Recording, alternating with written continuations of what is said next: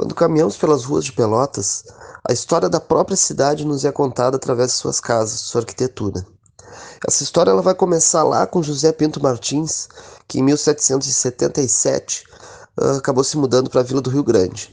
O José Pinto Martins ele trabalhava com carne seca, com carne de sol, lá no Ceará. E aí teve uma grande seca lá e ele acabou vindo para Rio Grande para tentar a sorte, para a Vila do Rio Grande. Aí ele montou uma pequena charqueada ali para fazer carne de sol ainda na época, né? Carne seca. Acabou não dando certo em função da maresia, da temperatura. E aí ele acabou vindo para Pelotas e estabeleceu as margens do Arroio Pelotas. Ali ele fundou a charqueada São João, que é o começo dessa história da cidade de Pelotas, ainda freguesia de São Francisco de Paula, que depois vai passar a ser cidade de Pelotas. Bem, o charque era o principal produto comercializado para a alimentação dos escravos. Então, há de se pensar que o Brasil escravagista, nessa época, dependia muito do charque.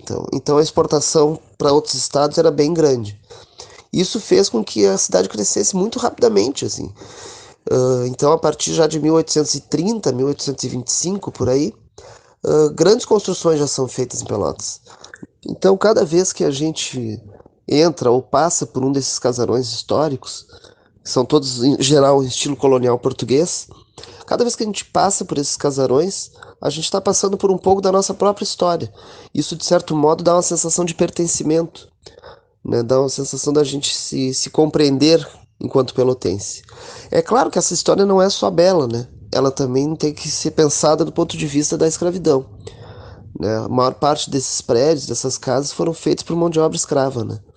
Então esse é o lado triste dessa história, o belo e o triste. Bem, esse é um primeiro ciclo econômico da cidade, né?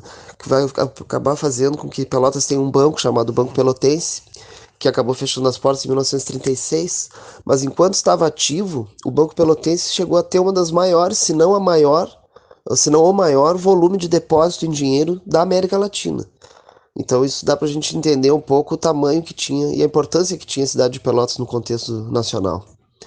Bem, depois desse ciclo do charque, que vai acabar, porque com o fim da escravidão acabou não tendo mais muito sentido, né? Porque o charque era uma comida de escravos. Uh, Nós vamos ter o ciclo do arroz, né? Aqui pela volta da Galateia, mas já é um ciclo que, no ponto de vista arquitetônico, ele já começa com, já tem uma mudança, né, nessa arquitetura, ela já começa a ser mais clássica, assim, mais atual. E aí, por fim, para a gente compreender o tamanho da importância da arquitetura e do patrimônio histórico material da cidade de Pelotas, a gente vai começar a pensar depois na indústria do doce, já a partir da década de 60, né, principalmente.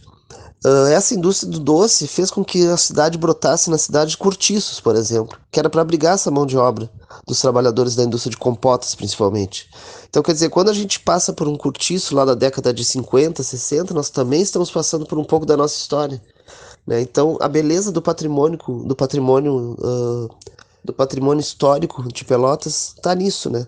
Tá na gente se sentir pertencendo a Pelotas, porque cada lugar que a gente passa está nos contando um pouco da nossa própria história. Eu acho que isso que é o interessante, que é o legal, assim, na nossa arquitetura.